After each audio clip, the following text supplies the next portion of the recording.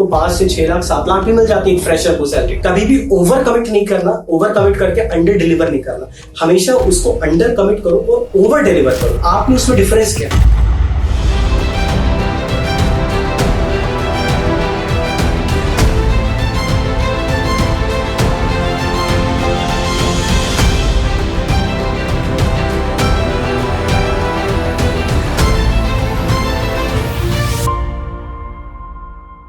Hello everyone, this is Aryan Rastogi. Welcome back to career Milap YouTube channel. और आज मैं बात कर रहा हूं आपके सामने एक ऐसे जॉब रोल के बारे में जिसमें हर साल इंडिया में बहुत अच्छी जॉब अपॉर्चुनिटीज निकलती हैं।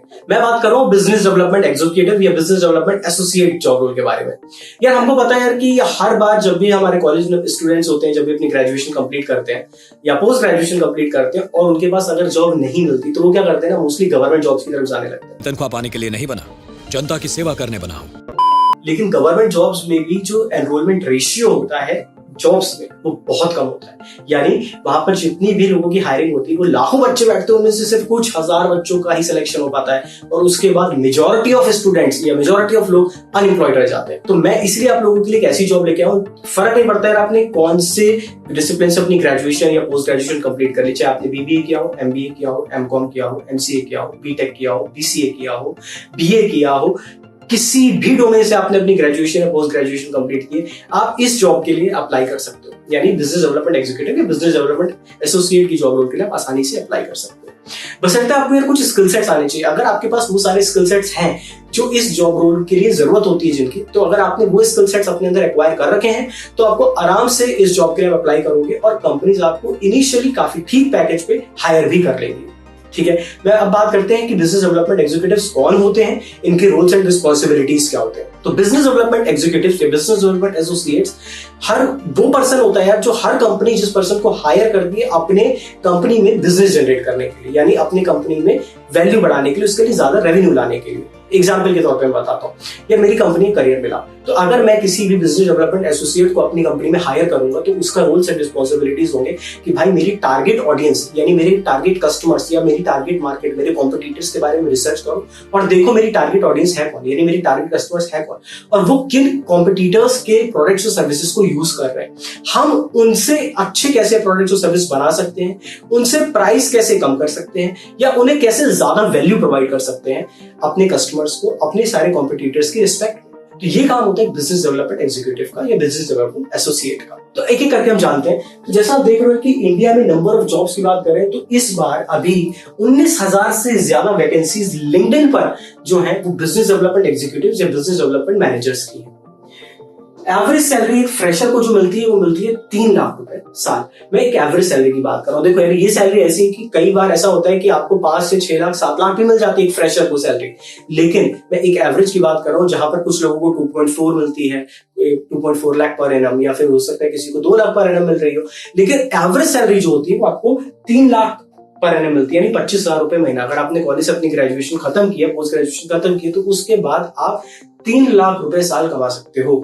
स्किल्स, अब मैं बात करता हूँ स्किल्स क्या क्या है। तो सबसे पहली स्किल यार आपको जो आनी चाहिए वो है मार्केट रिसर्च। आपको मार्केट की रिसर्च करनी आनी चाहिए। अब मार्केट रिसर्च क्या होता है, मैंने आपको बताया।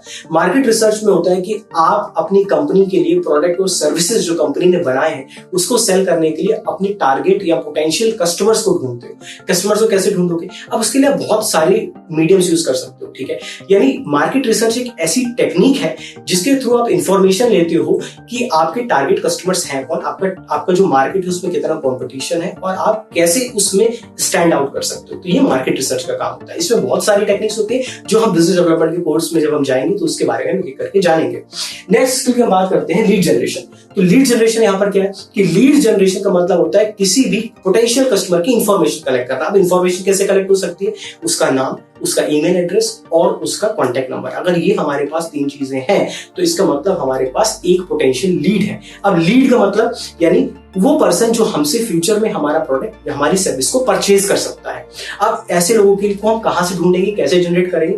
तो इसके लिए हम एक बायर पर्सोना बनाते हैं। बायर पर्सोना का मतलब होता है एक हम ऐसी प्रोफाइल बनाते हैं, एक वर्चुअल प्रोफाइल बनाते हैं जहां पर हम कहते हैं कि हमारे कंज्यूमर की जैसे एज है 18 से 24 साल, उसका अगर हैबिट्स है तो उसकी हैबिट है वो शाम को इंस्टाग्राम यूज करता है या वो लिंक्डइन यूज करता है या वो यूट्यूब पे इतना टाइम स्पेंड करता है। ठीक है, तो हम इसलिए बनाते हैं ताकि हम उन लोगों को उन सारे प्लेटफॉर्म्स के थ्रू रीच आउट कर पाए। रीच आउट कैसे कर सकते हैं? हम फेसबुक पे एड्स रन कर सकते हैं, इंस्टाग्राम के ऊपर एड्स रन कर सकते हैं, यूट्यूब के ऊपर एड्स रन कर सकते हैं, और वहां से जो भी हमारे प्रोडक्ट्स और सर्विसेज में इंटरेस्ट होंगे वो अपना डिटेल्स फिलअप कर देंगे और वहां से हमारे पास लीड जनरेट हो जाएगी। लीड जनरेट करने के और भी कई सारे तरीके हैं, जैसे अपनी वार्म ऑडियंसेस को आप रीच कर सकते हो। वार्म ऑडियंसेस का मतलब जो आपको ऑलरेडी लोग जानते हैं। अगर आपको कुछ ऐसा प्रोडक्ट सर्विसेज है जो नॉन लोगों को भी आप सेल कर सकते हो तो आप वार्म आउटरीच करते हो। कोल्ड आउटरीच का मतलब जो आपके पोटेंशियल कस्टमर्स हो सकते हैं आप उन्हें रीच आउट करते हो। ठीक है, हम ईमेल मार्केटिंग का भी यूज करते हैं, ईमेल चैनल्स का भी यूज करते हैं, जहां पर आप ईमेल सेल करते हो लोगों को और वहां से भी लोग अपनी इंफॉर्मेशन देते हैं। ठीक, तो लीड जनरेशन के बहुत सारे चैनल्स होते हैं, तो हम ये भी अपने कोर्स में कवर करेंगे। बात करते हैं कम्युनिकेशन स्किल्स के। बाकी कम्युनिकेशन स्किल्स बहुत अच्छी होनी चाहिए। अब कम्युनिकेशन स्किल्स से मेरा एक सिंपल सा मतलब है, आप अपनी थॉट्स, अपनी जो भी बात है, अपने जो भी प्रोडक्ट और सर्विसेज से रिलेटेड इंफॉर्मेशन है, वो सामने वाले कस्टमर को या कंज्यूमर को या पोटेंशियल कस्टमर को कन्वे कर पाओ, उसको अपनी बात पहुंचा पाओ। That is good communication skills. ठीक है, तो आपकी कम्युनिकेशन स्किल्स अच्छी होनी चाहिए। अब कम्युनिकेशन स्किल्स हिंदी में भी हो सकती है, इंग्लिश में भी हो सकती है। ठीक है, डिपेंड करता है कंपनी टू कंपनी। अगर इंडियन कंपनी है और उसकी जो टारगेट ऑडियंस है वो हिंदी में समझती है, या उसकी टारगेट ऑडियंस, जैसे मैं अगर हेल्थ केयर सेक्टर की बात करता हूं, जैसे पॉलिसी बाजार या ऐसी कुछ कंपनीज की बात करता हूं, तो वहां पर हम हिंदी में भी बात करते हैं। लेकिन कुछ ऐसी भी कंपनीज हैं जहां पर उनकी जो टारगेट ऑडियंस है, जैसे वो यूएस या यूके की ऑडियंस होती है, तो वहां पर इंग्लिश इंपॉर्टेंट होती है। तो डिपेंड करता है कि किस सेक्टर में, किस कंपनी में आप काम कर रहे हो। अगर आप बात करो हेल्थ केयर सेक्टर की, अगर आप बात करो एजुकेशन सेक्टर की, आप बात करो आईटी सेक्टर की, तो आईटी और जो एजुकेशन सेक्टर है वहां पर मोस्टली इंग्लिश कम्युनिकेशन स्किल्स की जरूरत होती है। लेकिन अगर बात करें हेल्थ केयर सेक्टर की, स्पेसिफिकली इन इंडिया, अगर उसमें इंडियन की जो टारगेट ऑडियंस है या पोटेंशियल कस्टमर्स वो इंडियन है, तो आप हिंदी का भी यूज कर सकते हैं। तो आपकी कम्युनिकेशन स्किल्स अच्छी होनी चाहिए। नेक्स्ट हम बात करते हैं सेल्स की। तो आपको सेल्स करने आनी चाहिए। सेल्स का मतलब ये नहीं कि लोगों को सिर्फ कुछ भी सेल कर देना। सेल्स का मतलब होता है कि आप अपने प्रोडक्ट्स और अपनी सर्विसेज के थ्रू अपने पोटेंशियल कस्टमर की या अपने कंज्यूमर की कौन सी प्रॉब्लम को सॉल्व कर रहे हो, उसको क्या वैल्यू दे रहे हो, ताकि वो कस्टमर आपका प्रोडक्ट या आपकी सर्विस को परचेज करे बजाय किसी कॉम्पिटिटर के। ठीक है, तो ये चीज समझना है कि सेल्स की आपको एक बेसिक अंडरस्टैंडिंग होनी चाहिए। बहुत सारे मॉडल्स होते हैं सेल्स में भी, तो मैं जब ये पढ़ाऊंगा, आपको पूरा बिजनेस डेवलपमेंट कवर करूंगा, तो मैं आपको ये सारी चीजें यहाँ पर सिखाऊंगा। बात करते हैं नेगोशिएशन की। आपको नेगोशिएशन की भी अंडरस्टैंडिंग होनी चाहिए। अब नेगोशिएशन क्या होता है? देखो, नेगोशिएशन का मतलब होता है कि आपने अपने प्रोडक्ट्स और सर्विसेज अपने किसी भी कस्टमर को या पोटेंशियल कंज्यूमर को पिच किया। आपने बोला कि ये मेरे प्रोडक्ट्स और सर्विसेज हैं, आप हमसे परचेज करो। अब वहां पे कुछ डाउट्स होंगे, कुछ क्वेरीज आएंगी, कुछ इंक्वायरीज जनरेट होंगी। ठीक है, तो आप उसको कैसे हैंडल करते हो सकता है कि मैं एक एग्जांपल लेके अगर आपको बताऊं, तो हो सकता है कि किसी कस्टमर को आपका पूरा प्रोडक्ट या पूरी सर्विस ना चाहिए, उसका कुछ पार्ट चाहिए हो। बिल्कुल हो सकता है, कोई भी सॉफ्टवेयर ऐसा तरीके से सेल किया जा सकता है। तो उस केस में आप अपनी कंपनी से बात करोगे कि भाई मैं इस पूरे प्रोडक्ट की कॉस्ट अगर 5,000 रुपए है, तो उसको अगर सिर्फ इतने ही से कुछ कस्टमाइजेशन के साथ क्या मैं अपना प्रोडक्ट को सर्विस सेल कर सकता हूँ कि नहीं कर सकता। ठीक है, तो नेगोशिएशन की आपको अंडरस्टैंडिंग होनी चाहिए और उसी के अकॉर्डिंग उसको फिर आप प्राइसेस को पिच करते हो, अपने प्राइसेस को सामने रखते हो कस्टमर के। ठीक है, नेक्स्ट आती है प्रेजेंटेशन स्किल्स। अब प्रेजेंटेशन स्किल्स भी अच्छी होनी चाहिए। देखो यार, सिंपल सी बात है कि जो दिखता है सो बिकता है। ठीक है, तो यहाँ पर मैं कहूंगा कि प्रेजेंटेशन स्किल्स का मतलब आप अपनी कंपनी को उस तरीके से प्रेजेंट करते हो कि आपने ऑलरेडी टेस्टिमोनियल्स दिखा दिए। टेस्टिमोनियल्स का मतलब कि जो भी कस्टमर्स आपका प्रोडक्ट सर्विस पहले से यूज कर चुके हैं, वो अगर खुश हैं, तो आपने उनके हैप्पी टेस्टिमोनियल्स दिखाए लोगों को कि भाई ये हमारे ऑलरेडी प्रोडक्ट्स खरीद चुके हैं और ये हमारे फीडबैक है कस्टमर्स का। ठीक है, प्रेजेंट क्या क्या करना है और आपको किस तरीके से प्रेजेंट करना है, ये आपको आना चाहिए।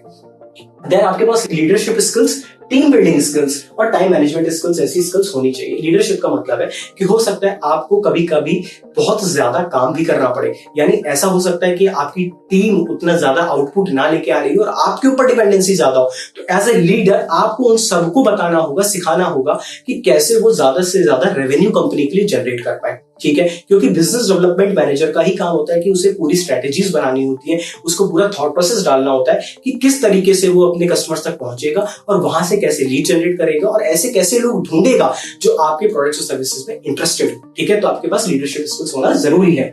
नेक्स्ट मैं अगर बात करूं यहाँ पर टीम बिल्डिंग की, तो आपको टीम बिल्डिंग आनी चाहिए कि आप टीम के साथ कैसे काम कर सकते हो। ठीक है, बहुत लोग होते हैं जो कोलैबोरेटिव वर्क नहीं कर पाते, लेकिन आज के टाइम पे अगर आप कोलैबोरेशन नहीं कर सकते, मिलकर काम नहीं कर सकते, तो आपके सक्सेस के रेट बहुत कम हो जाते हैं। ध्यान रखना है कि हमें यहाँ पर टीम बिल्डिंग की समझ होनी चाहिए। हमें टीम बिल्डिंग कैसे टीम को साथ में लेकर चलना चाहिए, कैसे टीम को आगे बढ़ाना चाहिए, वो सब हमें आना चाहिए। नेक्स्ट में अगर बात करूं टाइम मैनेजमेंट की, तो यार टाइम मैनेजमेंट करना आना चाहिए कि हमारे पास होते हफ्ते में 7 दिन है, हो सकता है कि 2 दिन हमारा ऑफ हो, तो हमारे बचे 5 दिन में हमें हफ्ते में 5 दिन मिलेंगे जिसमें हमें अपना काम कंप्लीट करना है, ठीक है। तो टाइम मैनेजमेंट यहाँ पर बहुत इंपॉर्टेंट फैक्टर होता है कि अगर आपको एक दिन में लेट्स से 30 लोगों से बात करनी है, तो 30 लोगों से कैसे बात करोगे। अल्टीमेटली आपको कंपनी के लिए रेवेन्यू निकाल के देना है, कंपनी के लिए बिजनेस जनरेट करके देना है, तो आप कैसे कर पाओगे, ठीक है। तो वो सारी चीजें यहाँ पर हमारी आती हैं टाइम मैनेजमेंट में। तो आपको टाइम मैनेजमेंट की समझ होनी चाहिए। Critical thinking and analytical thinking, ठीक है। देखो यार, मैं अगर आपको आसान भाषा में बताऊं कि क्रिटिकल थिंकिंग और एनालिटिकल थिंकिंग होती क्या है, तो आपको क्रिटिकली चीजों को सोचना है, ठीक है। ऐसा नहीं किसी ने कुछ बोला तो आपने बोला कि हाँ कमिट कर दिया, कभी भी ओवर कमिट नहीं करना, ओवर कमिट करके अंडर डिलीवर नहीं करना, हमेशा उसको अंडर कमिट करो और ओवर डिलीवर करो, ठीक है। कमिट कम करो लेकिन डिलीवर ज्यादा करो, ठीक है। अगर हम ऐसा करेंगे तो सामने वाले को भी क्लैरिटी मिल जाएगी कि भाई इसको पूरी समझ है अपने प्रोडक्ट की, अपनी सर्विस की, और इसलिए मुझे ये चीजें पिच कर रहा है। तो आपकी क्रिटिकल थिंकिंग अच्छी होनी चाहिए। बात करते हैं एनालिटिकल थिंकिंग की। यार एनालिटिकल थिंकिंग क्या होता है, आपकी एनालिसिस स्ट्रांग होनी चाहिए कि भाई ये प्रोडक्ट है, बाकी मेरे कॉम्पिटिटर का ये प्रोडक्ट है। मैं एग्जांपल लेता हूं, अगर आपसे आपको कस्टमर पूछेगा जो आप प्रोडक्ट दे रहे हो, यही कंपनी, कोई एक कंपनी भी ये प्रोडक्ट दे रही है, तो आप में उसमें डिफरेंस क्या है, तो वो आप कैसे बता पाओगे। जब तक आपकी एनालिटिकल स्किल्स अच्छी नहीं होगी, एनालिटिकली आप सोच नहीं पाओगे कि देखो यार हमारा प्रोडक्ट हो सकता है कॉस्ट भी आप लोगों की सेम हो, तो वो आपको क्यों प्रेफर करे, बाकी कॉम्पिटिशन को प्रेफर क्यों ना करे, ठीक है। ये सारी चीजें हम अपने बिजनेस डेवलपमेंट कोर्स में जो मैं लेके आ रहा हूं उसमें हम सब सीखेंगे, ठीक है। तो एनालिटिकल थिंकिंग भी आपको स्ट्रॉन्ग करनी है यहाँ पर। इसके बाद अगर मैं बात करूं कि आप as a business development executive, या अगर आप जब पहली बार ज्वाइन करते हो किसी कंपनी में, तो आपका जो रोल होता है वो बिजनेस डेवलपमेंट एग्जीक्यूटिव के प्रोफाइल पर होता है। इसके बाद आपकी करियर में क्या ग्रोथ रहेगी, तो जब मैं बात करता हूं कि बिजनेस डेवलपमेंट एग्जीक्यूटिव की, आपकी एवरेज सैलरी 3 लाख के आसपास होती है, ठीक है। 3 लाख से बल्कि ज्यादा ही होती है। लेकिन जब आपका नेक्स्ट फेज आता है, आप 1-2 साल आपने बिजनेस डेवलपमेंट एग्जीक्यूटिव की प्रोफाइल पे काम कर लिया, तो नेक्स्ट प्रोफाइल जो आपको मिलती है, जो आप इसी सेक्टर में आगे बढ़ सकते हो, इसी पर्टिकुलर प्रोफाइल से रिलेटेड आगे बढ़ सकते हो, वो है हमारे यहाँ पर असिस्टेंट बिजनेस डेवलपमेंट मैनेजर, ठीक है। यानी आप असिस्टेंट बिजनेस डेवलपमेंट मैनेजर बन जाते हो, जहां पर आपकी सैलरी 3 लाख से जो भी बढ़ के वो 5 से 6 लाख के आसपास पहुंच जाती है, यानी 50,000 रुपए महीने के आसपास पहुंच जाएगी 2 साल के अंदर। उसके बाद आपका आता है बिजनेस डेवलपमेंट मैनेजर, ठीक है। तो बिजनेस डेवलपमेंट मैनेजर के अंदर क्या काम क्या होता है कि अब आपको सिर्फ अपनी टीम को मैनेज करना है। अब आपको लीड जनरेट नहीं करनी, आपको अपने टीम के साथ, उनके साथ बैठकर उनको ये सारी चीज सिखानी कि वो कैसे बिजनेस जनरेट करें, लीड जनरेट करें अपनी कंपनी के लिए, ठीक है। तो बिजनेस डेवलपमेंट मैनेजर की सैलरी की बात करूं तो 10 से 12 लाख सैलरी पहुंच जाती है बिजनेस डेवलपमेंट मैनेजर की। उसके बाद जो रोल आता है वो होता है वीपी का, यानी वाइस प्रेसिडेंट बोल लो या फिर आप डायरेक्टर ऑफ बिजनेस डेवलपमेंट बोल लो, ठीक है। तो डायरेक्टर ऑफ बिजनेस डेवलपमेंट या वाइस प्रेसिडेंट का रोल सिंपल सा होता है कि उसे अब सिर्फ अपने बिजनेस के लिए ऊपर से चीजें मैनेज करनी, ठीक है। उसको कुछ काम खुद से नहीं करना, सारा काम उससे लोगों से करवाना है। यहाँ पर आपकी सैलरी मोर और लेस 18 लाख से 20 लाख तक पहुंच जाती है।